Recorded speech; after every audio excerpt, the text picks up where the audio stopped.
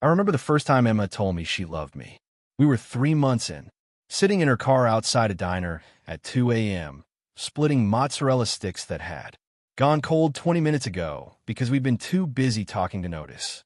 The parking lot was empty, except for us and a flickering streetlight that made everything feel like a movie scene. She had this habit of dipping her fries in her milkshake, something I made fun of her for the first time we went out, and she was mid-dip when she just stopped, looked at me, and said it. I love you. No build-up. No dramatic pause. No waiting for the perfect moment. She said it like it was the easiest thing in the world. Like breathing. Like it didn't require courage or calculation or a strategic plan for how to handle rejection. And I froze. Not because I didn't care about her. I did. God, I really did. But love? That word felt too big, too soon, too permanent. It felt like a door I wasn't ready to walk through. Like once I said it back, there was no going back. So I smiled, probably the most awkward smile of my life, kissed her forehead, and said, "You're amazing, you know that?" She smiled back, that beautiful, genuine smile that lit up her whole face. But I saw it, that flicker, the way her eyes dimmed just a fraction, just for a second, before she recovered and went back to her fries. Like nothing had happened.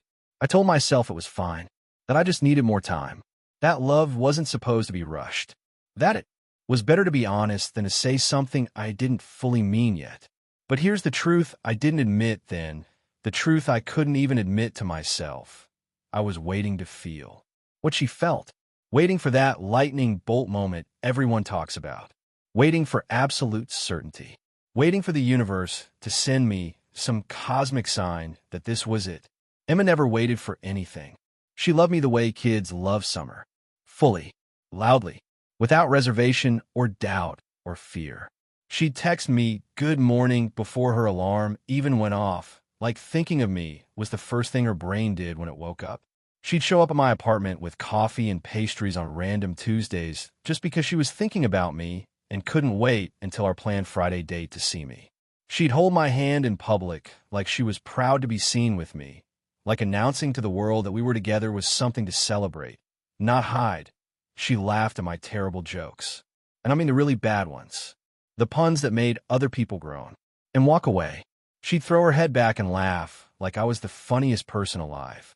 She remembered everything. The small things I mentioned in passing that I forget I even said. How like my eggs scrambled but slightly runny. That I was nervous about a work presentation 3 weeks before it happened. That I missed my grandmother's cooking, especially her arroz con pollo, and one day Emma showed up having watched 4 YouTube videos trying to recreate it. It wasn't quite right, a little too much cumin, not enough saffron, but the fact that she tried made my chest ache in a way I didn't understand yet. She left sticky notes on my bathroom mirror with terrible drawings and encouraging messages. She'd send me playlists titled things like songs that remind me of your smile, or for when you're having a bad day. She'd call me during her lunch break just to hear my voice. She'd fall asleep on video calls because she wanted to feel like we were together even when we weren't. And I liked it. I really did. I liked feeling wanted. I liked feeling chosen.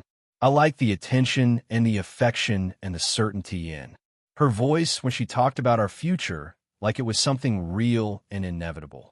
But I also felt pressured by it.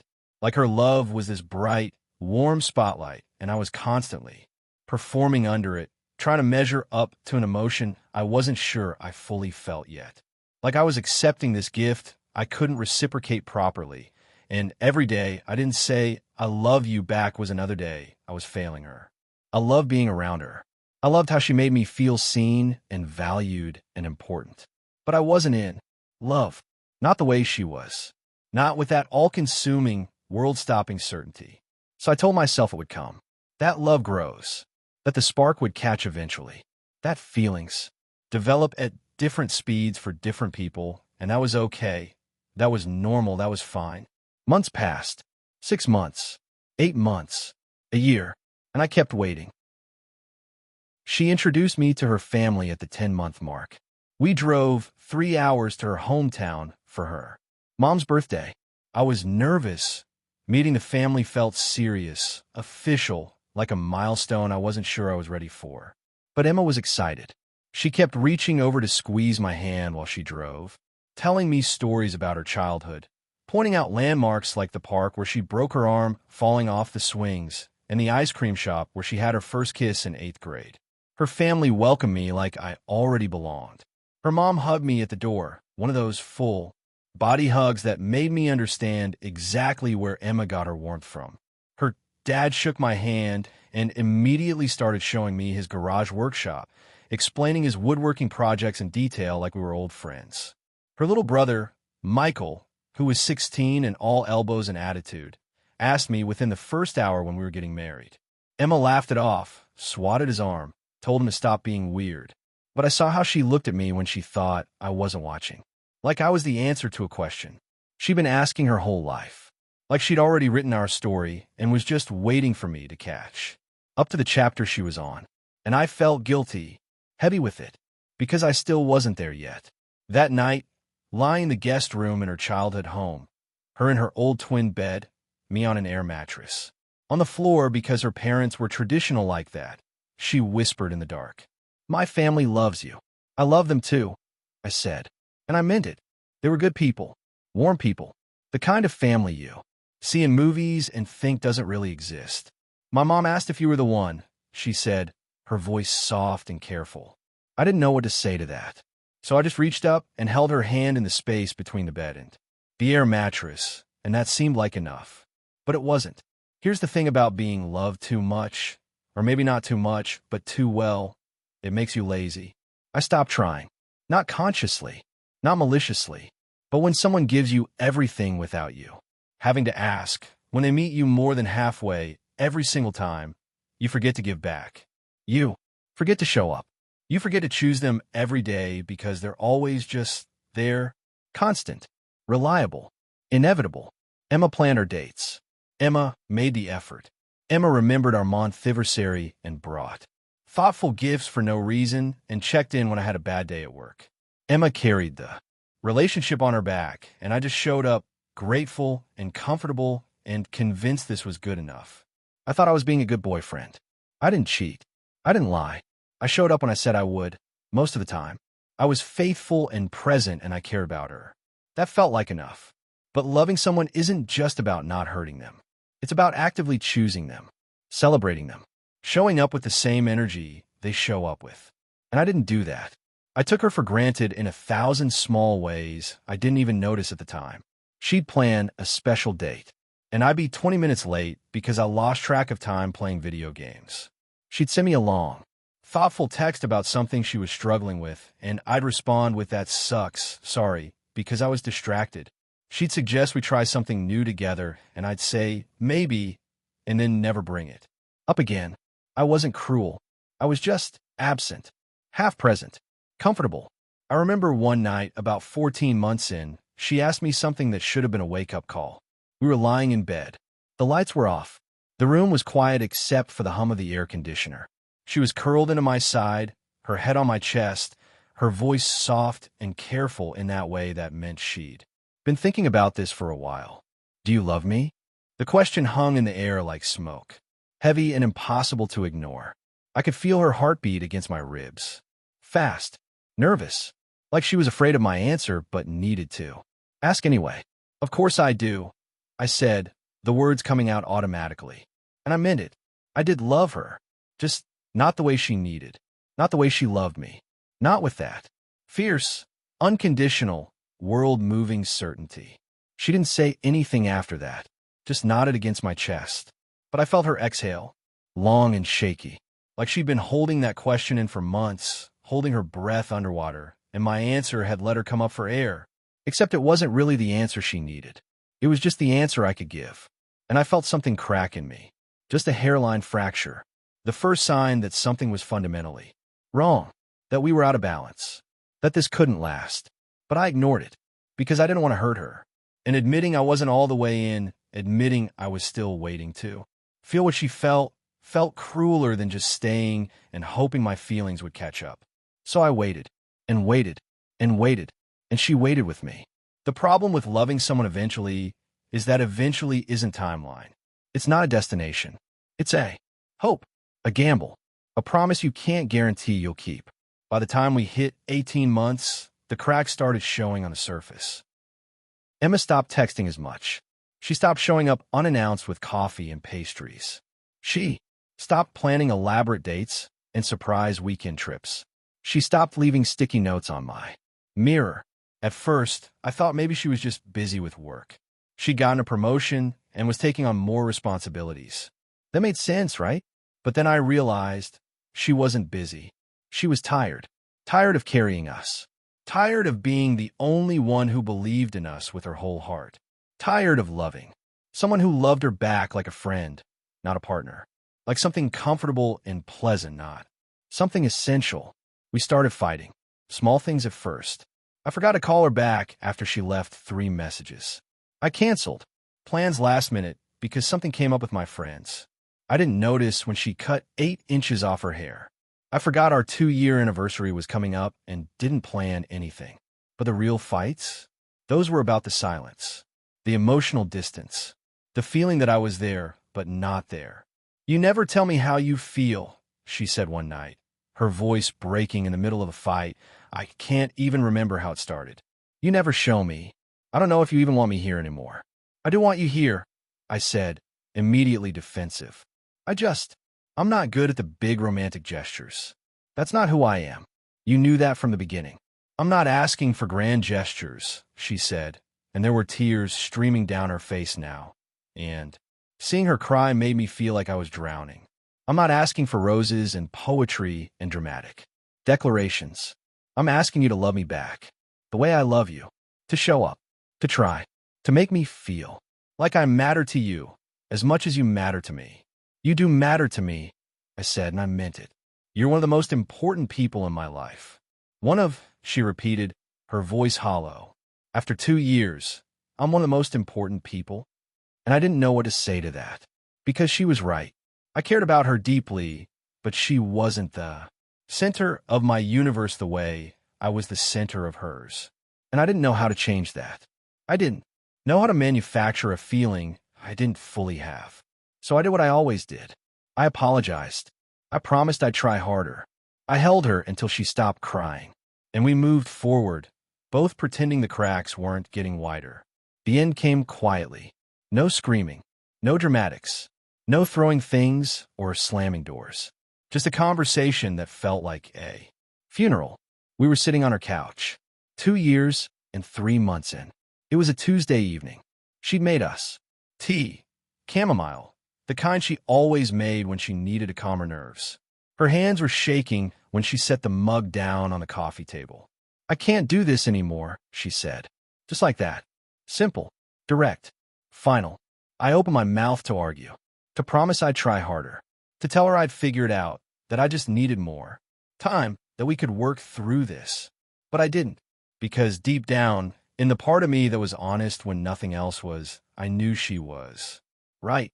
"I've been waiting for you to catch up," she said, her voice so calm it scared me. Calm like she'd already made peace with this decision weeks ago and was just now sharing it with me. "But I don't think you ever will.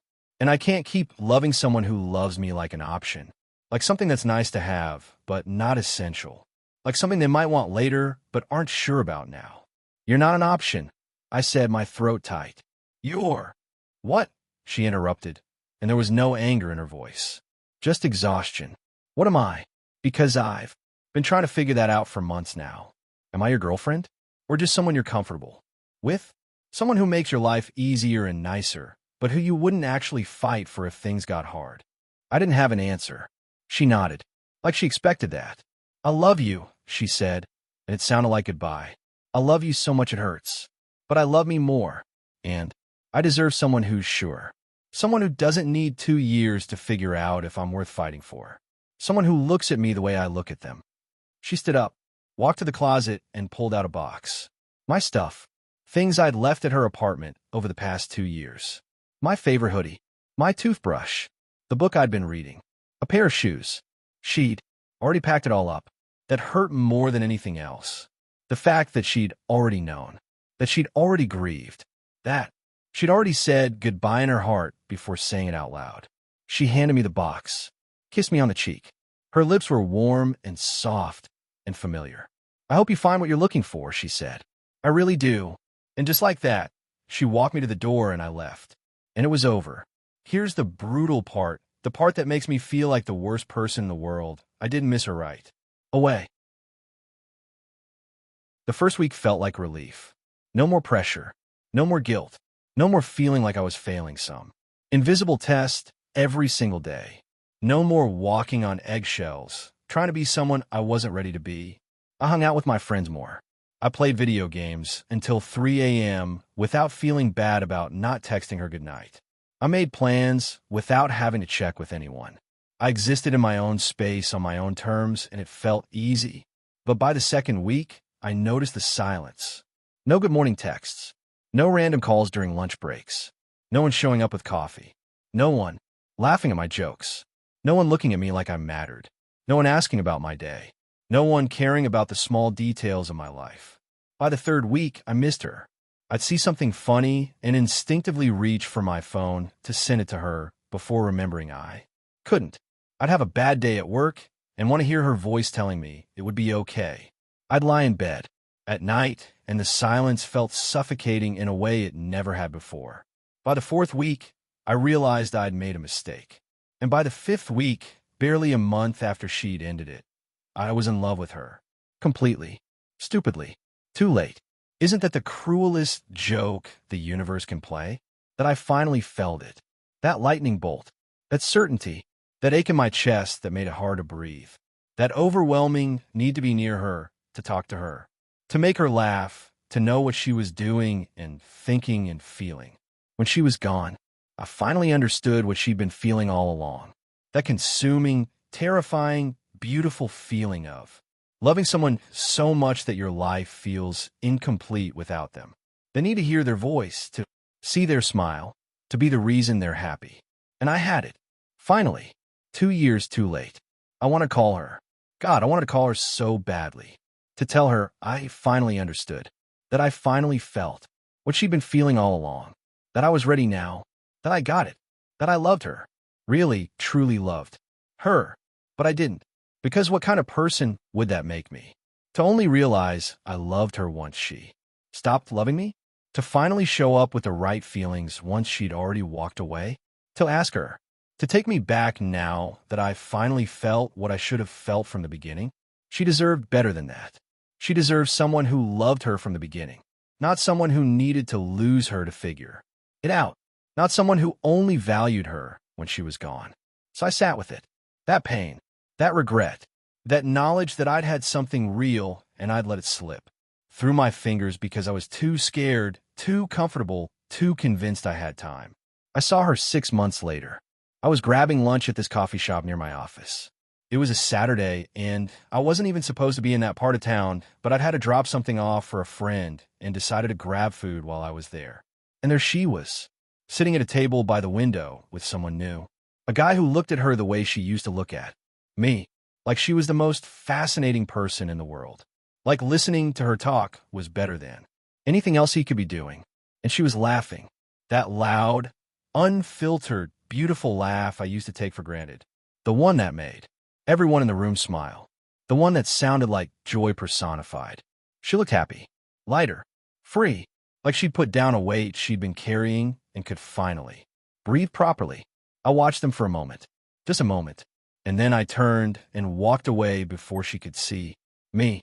And I was glad, genuinely.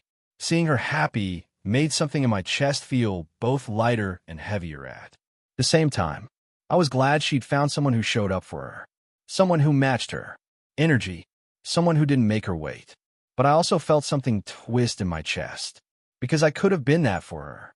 I could have been the one, making her laugh like that. I could have been the one she looked at with that light in her eyes. If I just shown up, if I just tried, if I just loved her when it mattered. But I didn't, and she moved on. And I learned the hardest lesson of my life. Love isn't about waiting for the perfect moment. It's not about waiting to feel ready or waiting for some cosmic sign that this is the one. It's not about waiting for the timing to be perfect or for all your doubts to disappear. Love is a choice, a daily, deliberate choice to show up, to try, to be vulnerable, to risk getting hurt. It's choosing someone even when it's scary, even when you're not sure, even when it would be easier to wait. Emma made that choice every single day, and I didn't. I waited. I hesitated. I convinced myself I had time, that feelings would come when they were ready. That love was something that happened to you, not something you actively chose and built and nurtured. But time ran out, and now I carry that weight. The weight of knowing I had something real, and I let it slip through my fingers because I was too scared, too comfortable, too convinced I could love her eventually. Eventually came, just not soon enough. I think about her sometimes. Wonder if she thinks about me. If she ever tells her new guy about the person who loved her too little, too late. If she looks back on our time together with bitterness or with understanding. I hope she doesn't. I hope she's moved on completely. I hope she found someone who matches her energy, her love, her certainty from day one. Someone who never made her question if she was worth choosing. I hope she's happy. I hope she's loved the way she deserves to be loved. Loudly, fully, without hesitation. Because she deserves it. She deserved it then, and she deserves it now. And me? I'm learning. Learning that love doesn't wait. That feelings don't arrive on your schedule. That sometimes the right person comes at the right time, but you're not ready to see it. You're not ready to step up.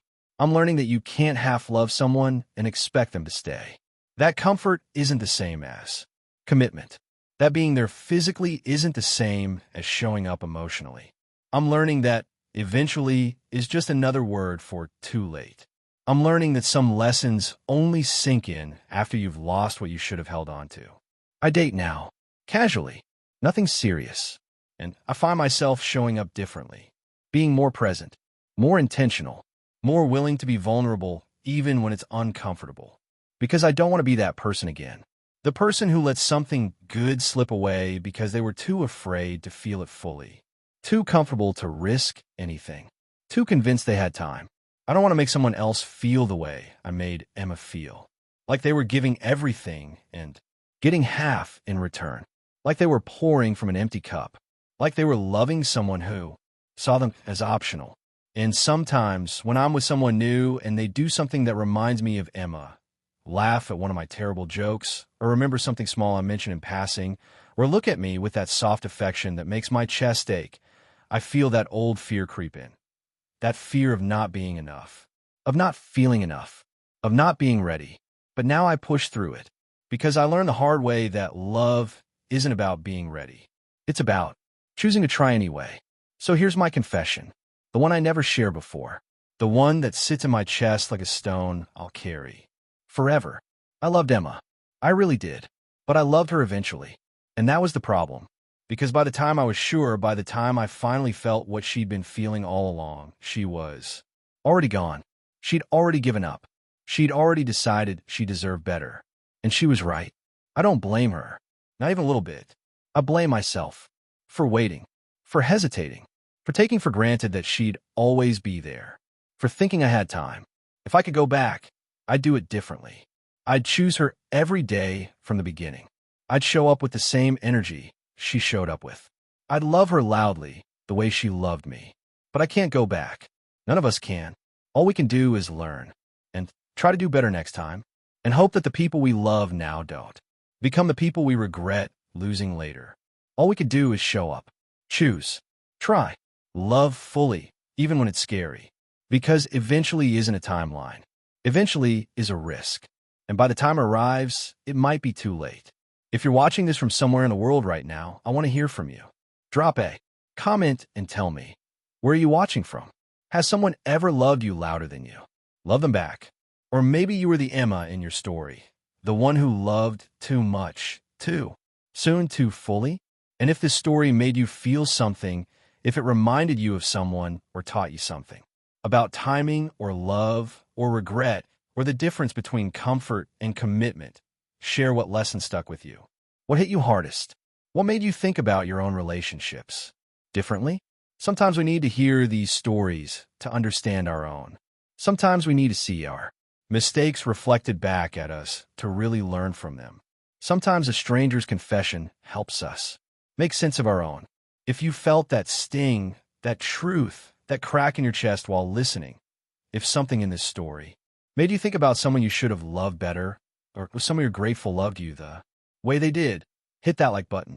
Not for me, but as a reminder to yourself that these feelings matter, that these lessons matter. And if you want more stories like this, raw and real and a little bit salty stories about the moments that changed us and the people who shaped us and the regrets that taught us how to be better, subscribe, because we're all carrying confessions we've never told. And maybe, just maybe, sharing them helps us heal. Thank you for listening. Thank you for being here. Take care of the people who love you loudly while you still can, before it eventually becomes too late.